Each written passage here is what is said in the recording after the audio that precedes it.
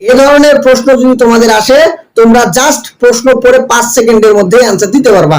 এই যে 6 আমার বাদ যাবে, 8 আমার বাদ যাবে এবং 10 বাদ যাবে, তাহলে আর থাকতেছে কি 7 এবং 9। আমার অপশনে কোনটা আছে 7 এবং 9? খ নাম্বার। তাহলে খ নাম্বারটা আমাদের অ্যান্সার। এই দুটো বৃত্তের মধ্যে খেয়াল করি পি এবং কিউ, এই দুটো বৃত্তের মধ্যে আমার কমন মান কোনটুকু? কমন মান হচ্ছে এইটুকু, 2 এবং 5। তাহলে এই 2 এবং 5 বাদ যাবে, তাহলে 2 এবং 5 যদি বাদ যায় তাহলে পি উপাদান অর্থাৎ প্রথম বৃত্তের মধ্যে আর থাকে কি 1 এবং 4, যার কারণে অ্যান্সার হবে 1 এবং 4। আসসালামু আলাইকুম প্রিয় এসএসসি পরীক্ষার্থী ভাই ও আপুরা, তোমরা যারা 2027 এবং 2028 সালে এসএসসি পরীক্ষা দিবা তাদের জন্য আমি এমসিকিউ এর সিরিজ আকারে ভিডিও তৈরি করতেছি। সেই ধারাবাহিকতায় আমরা আজকে সেট ফাংশন অধ্যায়ে টাইপ 4 নিয়ে আলোচনা করব, যেখানে আমরা শিখব কিভাবে একটা সেটের উপাদান থেকে আরেকটা সেটের উপাদানকে বাদ দেওয়া যায় বা ডিফারেন্স করা যায় বা অন্তর করা যায়, যেটাই বলি না কেন এগুলা খুবই খুবই গুরুত্বপূর্ণ। তোমরা জেনে থাকবা তোমাদের 2026 সালের বোর্ড পরীক্ষায়ও এখানে আমি যে কয়টা প্রশ্ন লিখেছি সবগুলাই 2026 সালে এসেছিল। দেখো প্রথম যে প্রশ্নটা, এটা ঢাকা বোর্ড 26 সালে এবং রাজশাহী বোর্ড 26 সালে এসেছিল। এরপর সিলেট বোর্ড 26 সালে, কুমিল্লা বোর্ড 26 সালে, দিনাজপুর বোর্ড 26 সালে। এছাড়াও কুমিল্লা বোর্ডে আরো একটা প্রশ্ন এসেছিল, সেটা আমি লিখি নাই, চিত্রে আর একটা দিয়ে দিয়েছি। এছাড়াও 26 সাল ছাড়াও আরো বিগত সালে যতগুলো প্রশ্ন আছে তোমরা যদি খেয়াল করো তাহলে এই টাইপ 4টা তোমাদের জন্য খুবই খুবই গুরুত্বপূর্ণ। আমরা আজকে টাইপ 4 এমন ভাবে শিখবো যেন টাইপ 4 থেকে যেখান থেকে যেভাবেই প্রশ্ন আসুক না কেন আমি 100% প্রশ্নের অ্যান্সার দিয়ে আসতে পারি।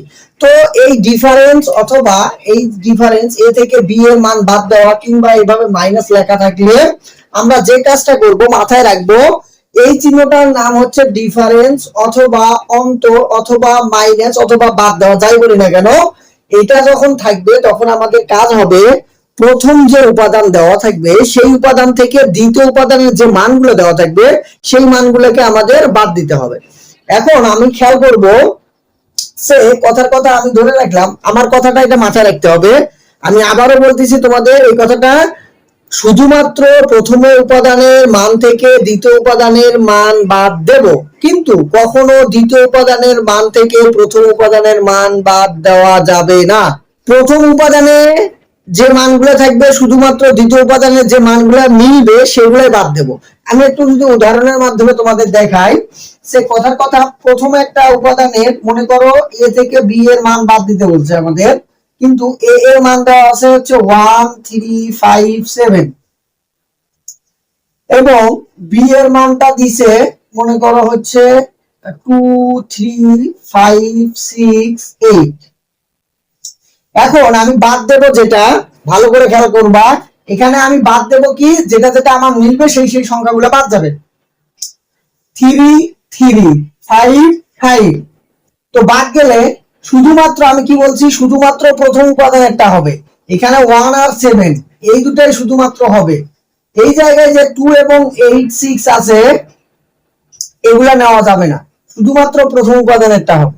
তো এই ধারাবাহিকতায় যদি কখনো প্রথমটার মান থাকে হচ্ছে 1 3 5 এবং পরে যেটা দেওয়া আছে সেটার মান আছে 2 4 6, এখন বাদ দিলে আমরা কি লিখবো খেয়াল করে দেখো, প্রথম উপাদান থেকে দ্বিতীয় উপাদান বাদ যাব। এখন 1 3 5 এখানে হচ্ছে 2 4 6, এখন আমি যখন এটাকে বাদ দেব, বাদ দেওয়ার ক্ষেত্রে দেখো কোনোটা এখানে কি মেলে, কোনোটাই মেলে না, মানে অর্থাৎ আমি কোনো উপাদানকে বাদ দিতে পারতেছি না। তাহলে শুধুমাত্র প্রথম উপাদানে যা আছে তাই বলি, অর্থাৎ 1 3 5 1 3 5 এখানে বলি। আর একটা আমি যদি দেখাই, খেয়াল করো, আমার যদি এমন থাকে 1 3 5 এখান থেকে বাদ দেবো আমি 1 3 5 7 9 বা 8, এটা যদি আমি বাদ দেই, এখন বাদ দিলে কি হবে দেখো 1 3 5 1 3 5 এই দুটো তো বাদ যাবে। তাহলে বাদ যাওয়ার পর আমার এখানে কি 7 8 লিখতে পারবো আমি? না, আমি কখনোই 7 8 লিখতে পারবো না। আমি শুধুমাত্র প্রথম উপাদানের গুলো খেয়াল করবো, দ্বিতীয় উপাদানের গুলোকে কখনো খেয়াল করা যাবে না। তো প্রথম উপাদানে দেখো তো আমার কোনো মান আছে, যেহেতু নাই তাহলে এটা হবে ফাঁকা সেট, অথবা আমরা এই ওই চিহ্নটা দিয়ে এটাকে প্রকাশ করতে পারবো। আশা করা যায় আমি যে কথাটা বোঝাতে চাচ্ছি তোমরা সেটা ভালোভাবে বুঝতে পেরেছো। এখন আমরা আমাদের যে এমসিকিউ গুলো আছে, প্রথম এমসিকিউটার দিকে একটু খেয়াল করি।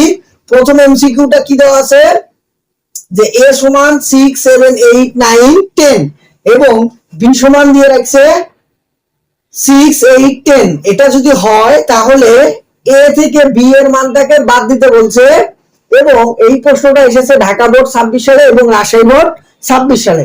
খুবই সহজ জিনিস। আমরা এখন a এবং b এই দুটোর মধ্যে খেয়াল করব কোন কোন জিনিসটা আমার মেলে, যে যে জিনিস আমার মিলবে সেই সেই জিনিস বাদ দেব, বাট a এবং প্রথম উপাদান থেকে শুধুমাত্র। এখন খেয়াল করি 6 8 10, এই যে 6 আমার বাদ যাবে, 8 আমার বাদ যাবে এবং 10 বাদ যাবে, তাহলে আর থাকতেছে কি 7 এবং 9। আমার অপশনে কোনটা আছে 7 এবং 9? খ নাম্বার। তাহলে খ নাম্বারটা আমাদের অ্যানসার। আশা করা যায় তোমরা এখন ভালোভাবে এটা বুঝতে পেরেছো। পরের প্রশ্নটা দেখো, এত সহজ, জাস্ট প্রশ্ন দেখা মাত্রই তোমরা উত্তর দিতে পারবা। পরের প্রশ্নটা দেখো 2 3 4 এবং কিউ এর মান দিয়েছে 4 5 6। এখন আমরা প্রথম উপাদান থেকে দ্বিতীয় উপাদান যদি বাদ দেই, এখন এখানে আমার কি কি মিলতেছে খেয়াল করি। শুধুমাত্র এখানে 4 আছে, এখানেও 4 আছে। তো আমি কি বলছি, শুধুমাত্র প্রথম উপাদানটাই বাদ যাবে। তো প্রথম উপাদানটা যদি বাদ যায়, মানে প্রথম উপাদানটা থেকে যদি বাদ যায়, তাহলে দেখো প্রথম উপাদানে 2 এবং 3, তাহলে 2 3 আমার যেখানে আছে সেটা হচ্ছে আমাদের অ্যানসার। এখানে যে 5 6 আছে, 5 6 কে নেওয়া যাবে না। আশা করা যায় তোমরা এটা বুঝতে পেরেছো। পরের প্রশ্নটাতে আসি আমরা। এটা কুমিল্লা বোর্ড 26 সালে এসেছিল। তাহলে 1 এবং 4, আমি যখন তোমাদের এই অঙ্কটা দেখাইছিলাম ভালো করে খেয়াল করে দেখো, আমি কি বলছিলাম, যদি পি এর উপাদানের সাথে কিউ এর উপাদানের কোনো আমার মিল না থাকে, তাহলে আমরা যেহেতু এখানে কোনো উপাদান মেলে না, তাহলে পি এর উপাদান যা আছে সেটাই হবে আমাদের অ্যানসার। তাহলে 2 3 2 3 হবে আমার অ্যানসার। খেয়াল করে দেখো, এই যে 1 3 5 2 4 6, কোনোটা উপাদানের সাথে কোনোটা উপাদান যখন মিলবে না, তখন প্রথম উপাদানে যা আছে সেটাই হবে অ্যানসার। তাহলে এখানেটাও খেয়াল করো, তাহলে এখানেও পি এর উপাদানের সাথে কিউ এর উপাদানের কোনো মিল নাই। যেহেতু কোনো মিল নাই, যার কারণে প্রথম উপাদানে যেটা আছে সেটাই হচ্ছে আমাদের অ্যানসার। তাহলে অ্যানসার হবে হচ্ছে ক নাম্বারটা 2 এবং 3। আমরা এখন যদি 4 নম্বর প্রশ্নটাতে আসি, এটা একটা ভেন চিত্র দিয়ে রাখছে, দিয়ে বলছে যে পি এর মানটা হচ্ছে 1 2 4 8। দেখো আমরা যদি লিখি তাহলে সুবিধা হবে। তাহলে পি এর মান কি বলছে, পি এর মান বলছে 1 2 4 5 এবং সেখান থেকে কিউ এর মান, কিউ এর মানটা কি বলছে, কিউ এর মান হচ্ছে 2 3 5 এবং 6। এটাকে যদি বাদ দেই তাহলে আমার অ্যানসার কি আসবে। তাহলে দেখো তো আমার এখানে কি কি মেলে, আমার মিলতেছে হচ্ছে 2, এই 2 বাদ যাবে এবং এই 5 বাদ যাবে। তাহলে থাকে কি 1 এবং 4, 1 এবং 4 যেটা আছে সেটা হবে আমাদের অ্যানসার। তো আমি এভাবে করে লিখেও বের করতে পারবো।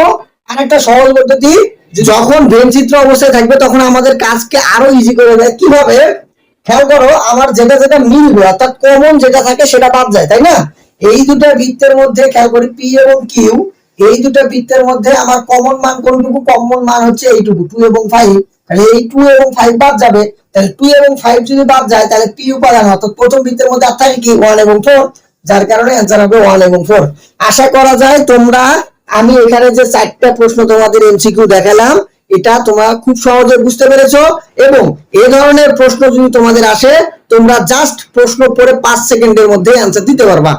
আমার এই ভিডিওগুলো যদি তোমাদের ভালো লেগে থাকে তাহলে অবশ্যই অবশ্যই আমার ইউটিউব চ্যানেলটাকে সাবস্ক্রাইব করবা, আমার যে ফেসবুক পেজ আছে সেটাকে ফলো দিয়ে রাখবা এবং আমার পাশে থাকবা। আসসালামু আলাইকুম।